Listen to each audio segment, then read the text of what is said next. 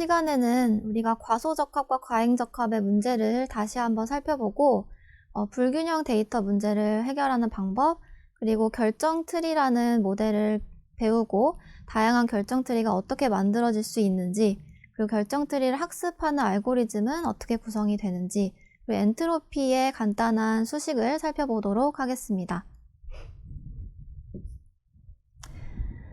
먼저 저희가 분류 문제에 대해서 다시 한번 이야기를 해보려고 합니다.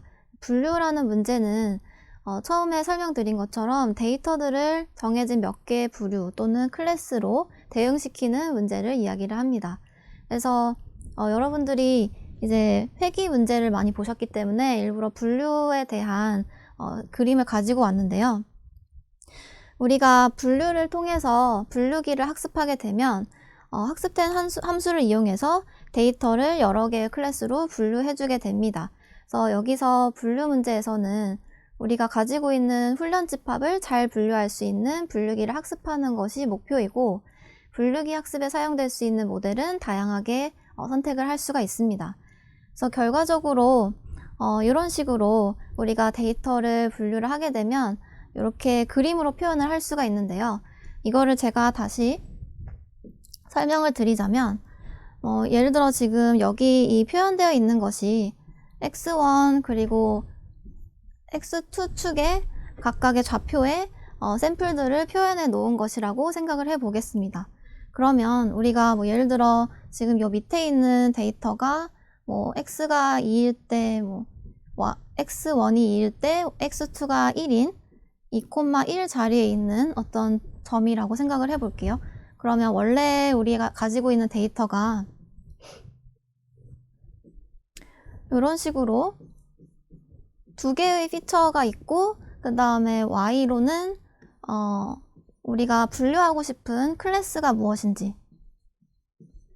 이렇게 데이터를 가지고 있다라고 생각을 하는 거죠.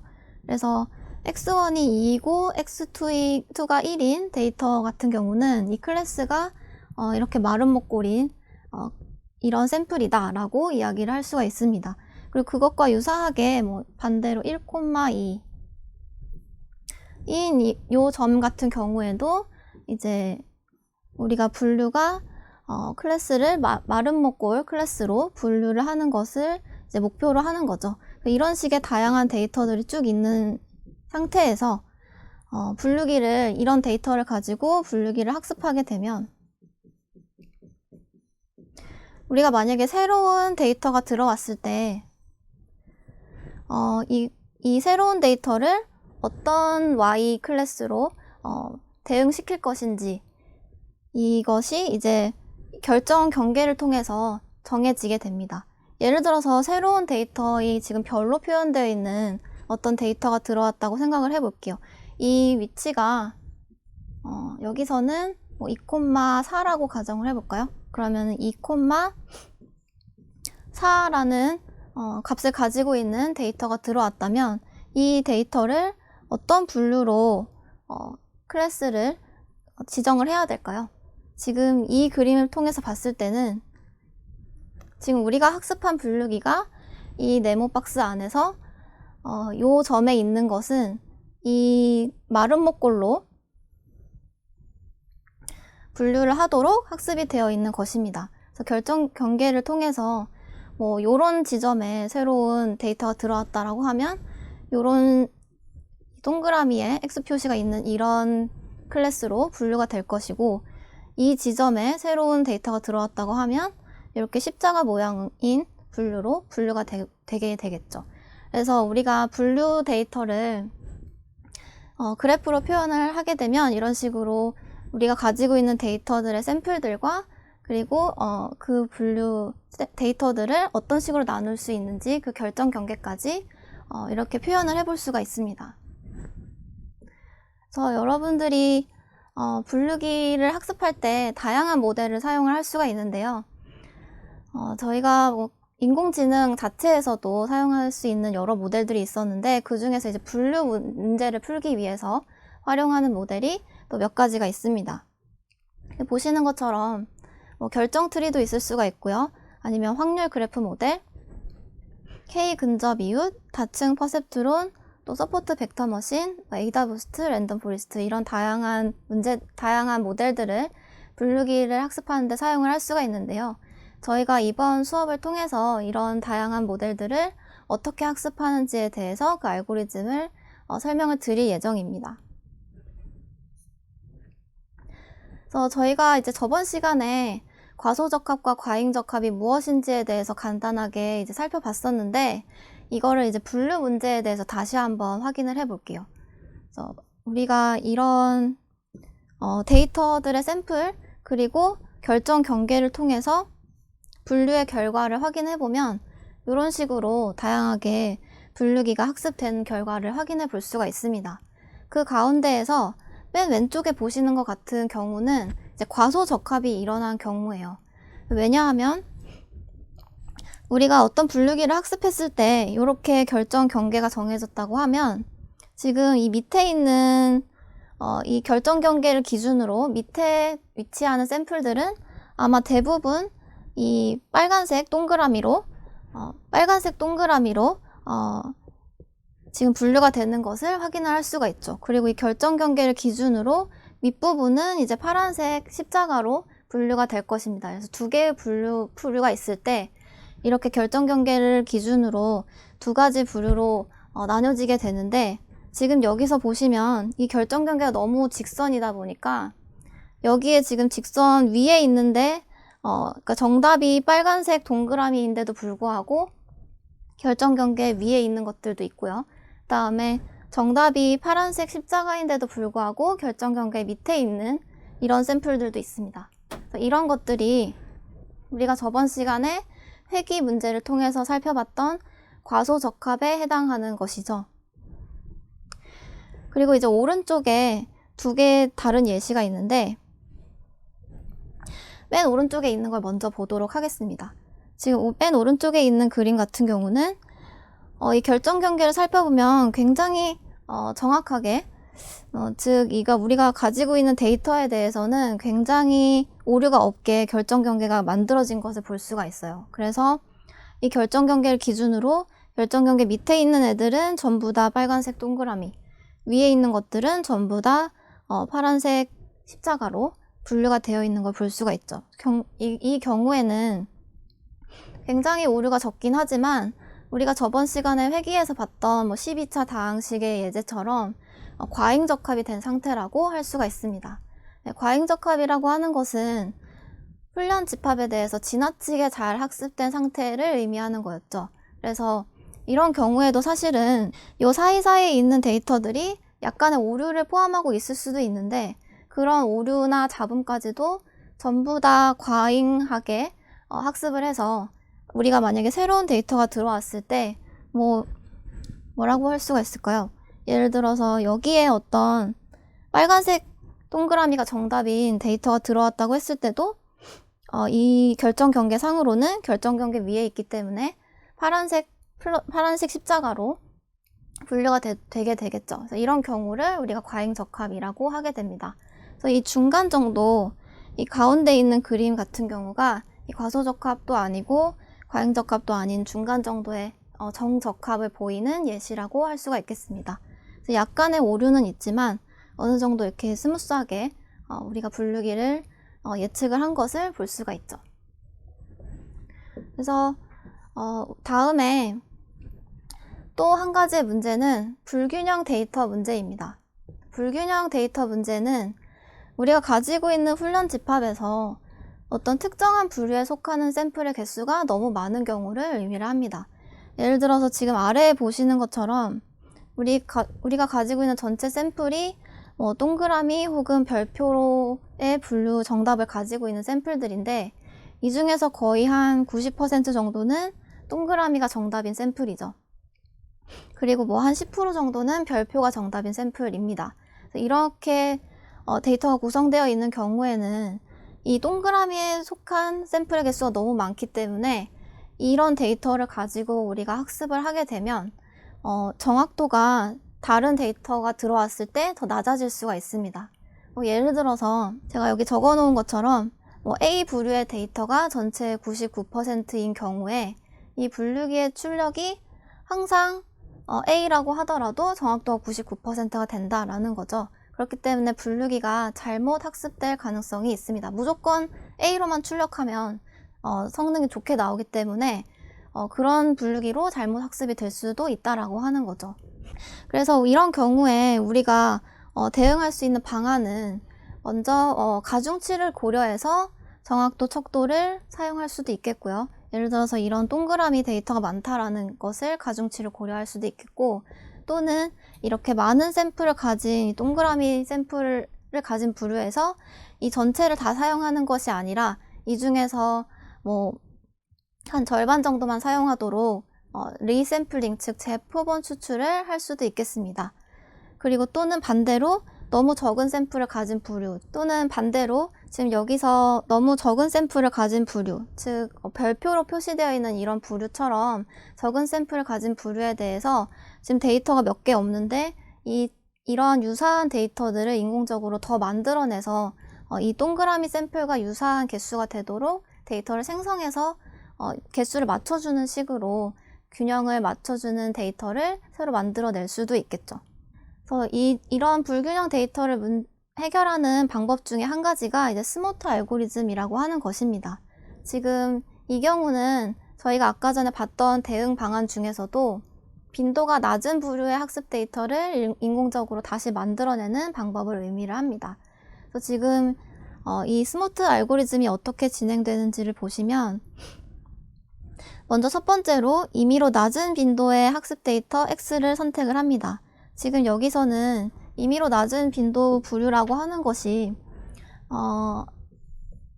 이 별표에 해당하는 데이터가 되겠죠. 그래서 지금 여기 밑에 보시면 이 별표 데이터 중에 하나의 샘플을 임의로 선택을 한 것을 볼 수가 있습니다.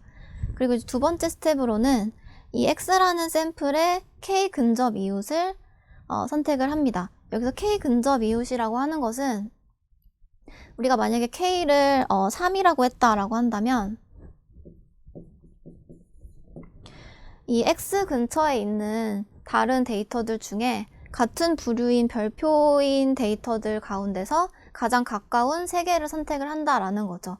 그래서 지금 보시는 것처럼 이 X라는 데이터에 가장 가까운 이 3개의 별이 선택이 된 것을 볼 수가 있습니다. 그래서 그 다음 스텝으로는 이 우리가 선택한 3개의 이웃 중에 무작위로 하나 Y를 선택한다 라고 되어 있죠. 그래서 지금 여기서도 이 3개의 별표 중에 맨 위에 있는 별을 이제 새로운 Y로 지정을 하게 되었습니다.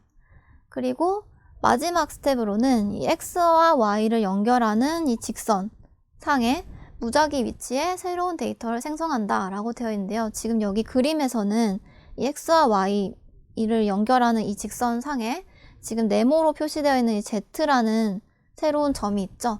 그래서 이 위치에 새로운 별표에 해당하는 데이터를 만들어낸 것을 볼 수가 있습니다. 그래서 이런 식으로 이제 불균형 데이터 문제를 해결하고자 하는 스모트 알고리즘 같은 경우는 이제 기존에 있는 데이터와 유사한 데이터를 만들어내기 위해서 그 기존 데이터들의 이제 분포를 활용을 하는 거죠. 그래서 기존 데이터 2개를 잡아서 그 가운데에 직선상에 새로운 데이터를 이제 별표 데이터로 만들어내는 거죠. 그래서 뭐 예를 들어 다른 데이터를 시작점으로 했다라고 한다면 여기에서부터 뭐 임의로 제일 가까운 데이터 3개를 선택을 해서 이렇게 3개의 이웃 중에 뭐 하나를 골랐다라고 한다면 이 Y와 X 사이에 또 임의의 점을 잡아서 여기에 또 새로운 데이터를 하나 만들어내고 이런 식으로 계속 반복을 해서 별표 데이터를 점점 늘려나가는 방법입니다. 이렇게 우리가 불균형 데이터 문제를 활용할 수가 있다라는 것을 살펴봤고요. 이번 시간에는 이제 결정트리의 개념에 대해서 좀 살펴보도록 하겠습니다. 결정트리는 제가 앞서 설명드린 것처럼 분류 문제를 풀 수 있는 다양한 알고리즘 또는 모델 중에 하나인데요. 가장 어떻게 보면 단순한 모델이기 때문에 가장 먼저 소개를 해드리려고 합니다. 지금 우리가 문제를 풀고 싶은 것이 여기서 이제 제목을 플레이 테니스 문제라고 해놨는데 이 데이터를 보시면 지금 어떤 사람이 테니스를 치는 날의 기상 상황을 조사한 데이터입니다. 그래서 우리가 이 표에 있는 데이터를 트레이닝 데이터, 훈련 집합으로 사용을 할 거고요.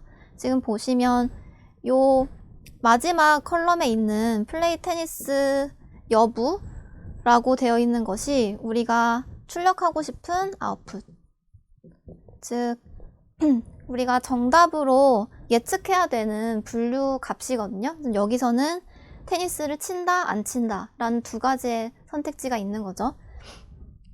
근데 이 테니스를 칠지 안 칠지를 결정을 할 수 있는 요인으로 지금 왼쪽에 있는 다양한 피처들이 있습니다.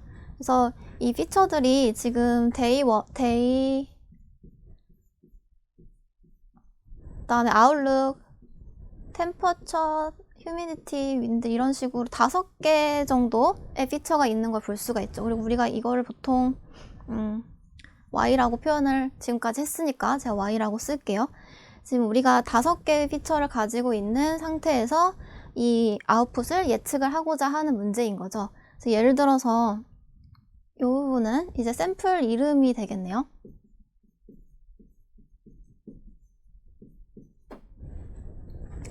그래서 지금 아웃룩 조망이라고 되어 있는데 사실은 이제 날씨를 나타낸다고 생각하시면 될 것 같아요. 그래서 날씨가 맑고 기온이 높고 습도가 높고 바람이 적은 경우에는 테니스를 안 친다 이런 식의 어떤 데이터를 우리가 가지고 있다라고 생각을 하는 거죠. 그래서 우리가 이 데이터를 통해서 학습을 한 다음에 이런 피처를 가지고 있을 때 테니스를 언제 그럼 칠 것인가, 어떤 상황일 때 테니스를 칠지, 어떤 상황일 때 테니스를 치지 않을지를 이제 판단을 할 수 있는 분류기를 학습을 하려고 합니다. 그래서 예를 들어서 우리가 새로운 질문이 들어왔을 때 흐리고 적당한 온도에 습도가 높고 바람이 센 날이면 테니스를 칠지 안 칠지 요거를 우리가 학습한 분류기를 통해서 yes 혹은 no로 판단을 할 수가 있는 것인 거죠. 그래서 우리가 결정트리라는 것을 사용할 거라고 했는데 이 결정트리는 이런 식으로 구성이 되어 있습니다. 예를 들어 우리가 어떤 결정을 내리기 위해서 지금 이 트리 형태의 어떤 그래프에서 처음 여기서부터 시작을 해서 아웃룩에서부터 시작을 해서 쭉 내려가는 형태로 구성이 되어 있죠. 그래서 예를 들어 아웃룩이 날씨가 비가 오고 바람이 약하면 무조건 테니스를 치는 거다. 이런 식의 어떤 그 결정의 과정을 나타내는 그런 모델이라고 할 수가 있겠습니다. 그래서 이 모델을 통해서 지금 보면 날씨가 맑고 기온이 높고 습도는 중간이고 바람이 약한 경우는 어떻게 될 것인가 지금 살펴보자면 이제 아웃룩에서 무조건 이 트리의 맨 꼭대기에서 시작을 하는 것이기 때문에 조망에서 시작을 하죠. 그래서 써니라고 되어 있기 때문에 이 3개의 자식 노드들 중에 이제 써니 쪽으로 우리가 이동을 하게 됩니다. 그러면 일단 첫 번째 샘플은 이쪽으로 이동을 하고요. 그 다음에 이제 습도가 어떤지를 보는 건데 습도는 마일드라고 되어 있죠. 그렇기 때문에 다시 여기서 이제 마일드 쪽으로 내려오면 테니스를 친다 라고 되어 있습니다. 그래서 이런 식으로 우리가 이제 결정 트리를 가지고 있으면 이 결정 트리를 통해서 우리가 테니스를 칠지 안 칠지를 이 여러 가지 피처들을 사용해서 확인을 해가면서 결정을 할 수가 있다라는 거죠. 그래서 결정 트리를 다시 한번 소개를 드리자면 이 결정 트리라고 하는 것은 트리 형태로 의사결정 지식을 표현한 것이다 라고 되어 있고요. 그 다음에 내부 노드들은 특징을 나타낸다 라고 되어 있습니다. 우리가 피처로 가지고 있었던 아웃룩이나 휴미디티, 윈드 이런 것들이 내부 노드로 구성이 되어 있는 것을 지금 볼 수가 있죠.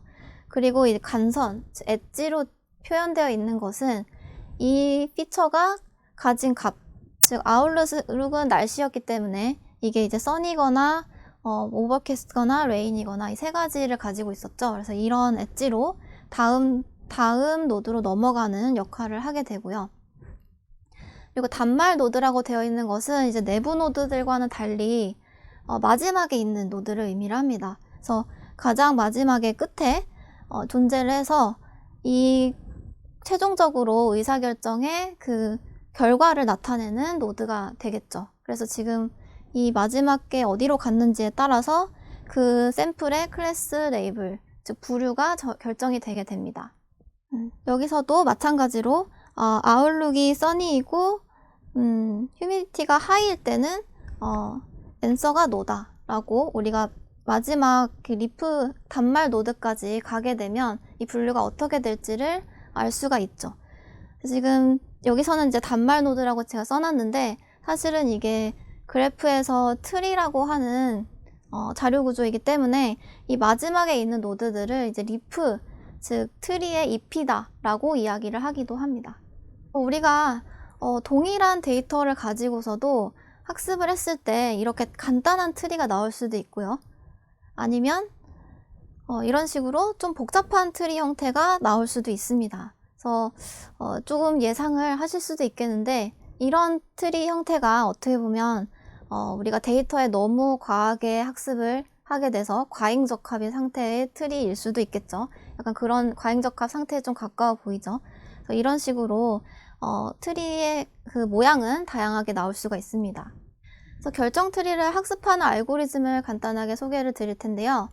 먼저 이 결정 트리를 처음에 만들어 나가는 과정에서 가장 처음에 그 루트 노드, 하나의 노드로 시작을 합니다. 그래서 이 노드에서는 모든 데이터를 포함한 노드라고 생각을 하는 것이고요. 여기서 이 노드를 점점 분할해 나가면서 트리를 만들어 나가게 됩니다. 그래서 이때 노드의 분할 과정을 살펴보면 첫 번째로는 분할 피처를 선택해야 된다고 되어 있죠. 지금 앞에서 제가 말씀드린 것처럼 여기 이제 하나의 노드는 어떤 피처를 나타내죠. 지금 여기서는 첫 번째 노드가 이제 온도이고 온도의 값이 콜드, 모더레이트, 핫 이렇게 있는 것처럼 그래서 여기서도 첫 번째 이 노드가 우리가 가지고 있는 여러 개의 피처 중에 무엇이 돼야 될지를 선택할 수가 있습니다. 그리고 그 다음에 이제 이 선택한 피처의 값에 따라서 서브트리가 여러 개가 생성이 되게 되겠죠.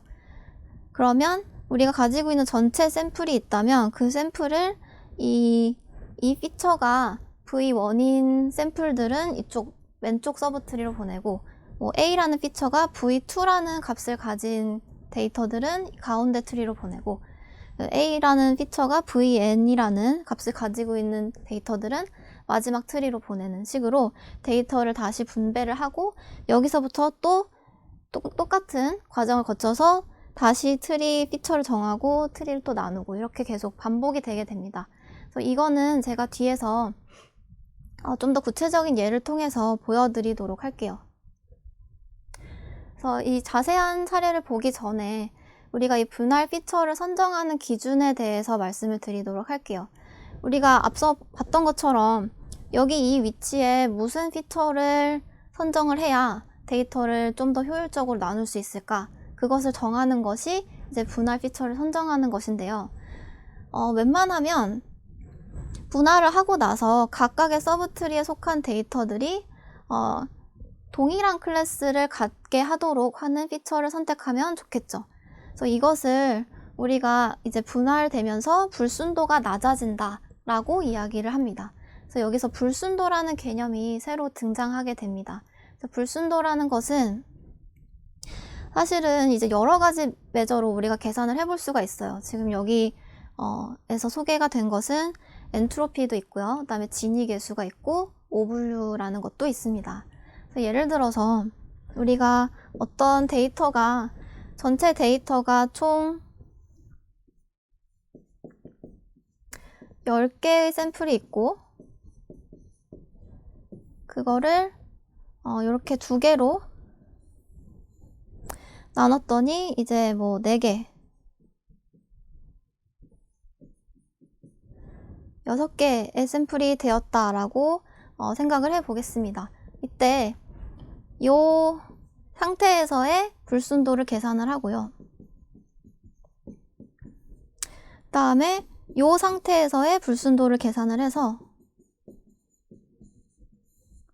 이 2개의 차이가 크게 나는 경우가 좋은 거라고 생각을 하는 겁니다. 근데 이 불순도라는 것이 어떤 의미냐 하면 우리가 만약에 구분하고자 하는 클래스가 동그라미와 세모다 라고 했을 때 여기에 처음에는 모든 데이터를 다 포함하기 때문에 이런 식으로 모든 데이터가 같이 모여 있을 텐데 이게 어떤 피처를 통해서 데이터를 나눴더니 완전히 동그란 데이터만 모여 있는 그룹, 그 다음에 세모 데이터만 모여 있는 그룹, 이런 식으로 완전히 정확하게 나눠졌을 때 이제 불순도가 크게 감소하게 됩니다. 그래서 이런 식의 측정을 하기 위해서 우리가 엔트로피라든지 진위계수, 오분류를 통해서 요 계산을, 불순도를 계산해서 이 두 개를 비교한 다음에 우리가 적절한 피처를 썼는지 안 썼는지를 판단을 할 수가 있다는 거죠. 그래서 지금 엔트로피만 먼저 간단하게 말씀을 드리면, 엔트로피 같은 경우는 이 불순도를 측정할 때 요 안에 속해 있는 클래스가 지금 두 개가 있죠? 동그라미랑 세모가 있는데 각각의 비율이 지금 동그라미는 5분의 3이고 세모는 5분의 2인 것을 볼 수가 있습니다. 그래서 요거를 이 자리에다가 P 자리에다가 넣어서 계산을 하는 형식입니다. 예를 들어 마이너스 5분의 3 로그 5분의 3 플러스 5분의 2 로그 5분의 2 이런 식으로 지금 썸으로 되어 있는 게 이제 각각의 클래스에 대해서 다 계산을 하는 거기 때문에 이렇게 동그라미 클래스에 대해서 요식 하나를 계산하고 그 다음에 세모 클래스에 대해서 계산한 다음에 더해서 앞에 마이너스를 붙인 것이 이제 엔트로피가 되는 거죠. 그래서 나머지 이제 불순도는 제가 추후에 더 설명을 드릴 텐데 일단 엔트로피 먼저 소개를 하도록 하겠습니다. 그래서 엔트로피는 여러분 예를 들어서 어떤 전체 이 데이터에서 전부 다 동그라미인 경우는 이 경우는 동그라미인 게 1이고 세모인 거는 0이겠죠. 그런 때 이제 엔트로피를 계산을 해보면 1 로그 1 플러스 0 로그 0이 됩니다. 지금 조금 이렇게 되어 있는데 이제 우리가 로그 요 자리에 1이 들어가면 0이 되죠. 그리고 얘도 이 앞에 0이 붙어 있기 때문에 0이 되는 것을 볼 수가 있죠. 그래서 이렇게 어떤 한쪽의 클래스로 완전히 물려 있는 경우는 엔트로피가 0이 나오고요. 그래서 만약에 절반씩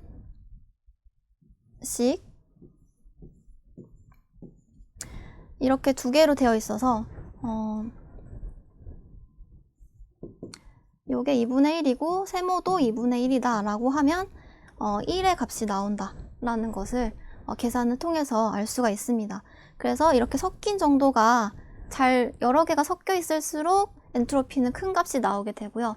그게 이제 이거는 클래스가 두 가지 부류일 때고 요거가 좀 더 많아서 클래스가 만약에 세 가지 부류라고 한다면 지금 보시는 것처럼 한쪽에 쏠려 있는 경우 첫 번째 클래스에 전부 다 쏠려 있다 혹은 두 번째 클래스에 전부 다 쏠려 있다 이런 경우는 엔트로피가 지금 파란색이죠. 굉장히 낮게 계산이 되고 세 개가 다 섞여서 이 가운데 점처럼 3분의 1, 3분의 1, 3분의 1이다 이런 경우는 엔트로피가 높게 나오는 것을 확인할 수가 있습니다.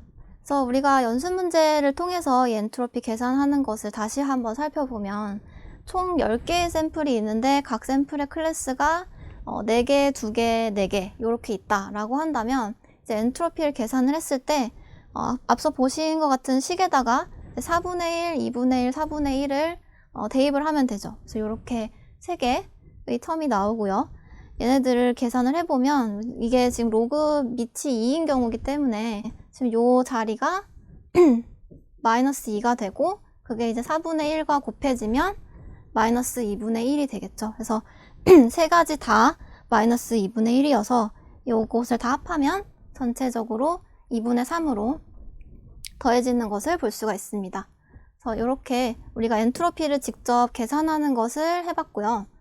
우리 수업을 이제 요약을 해보자면, 먼저 이제 분류 문제에서는 분류기가 샘플들의 부류를 구분하는 표면을 결정 경계로 표현할 수 있다라고 이야기를 했고요. 그리고 특정 부류에 속한 샘플 개수가 너무 많은 경우, 그러니까 불균형 데이터를 가지고 있는 경우는 분류기의 정확도가 떨어질 수 있기 때문에 스모트 알고리즘처럼 빈도가 낮은 부류의 학습 데이터를 더 만들어서 해결할 수도 있고, 반대로 빈도가 너무 높은 학습 데이터를 샘플들을 조금 더 줄여서 그 균형을 맞춰줄 수도 있다라고 얘기를 했습니다. 그리고 이제 결정 트리 같은 경우는 트리 형태로 의사결정 지식을 표현을 하는 것인데, 내부 노드, 간선, 단말 노드로 이루어지고 반복적인 노드 분할 과정을 거쳐서 첫 번째 하나의 노드에서부터 전체 트리를 구성해 나간다 라고 이야기를 할 수 있겠습니다. 오늘 수업은 여기서 마치도록 하겠습니다.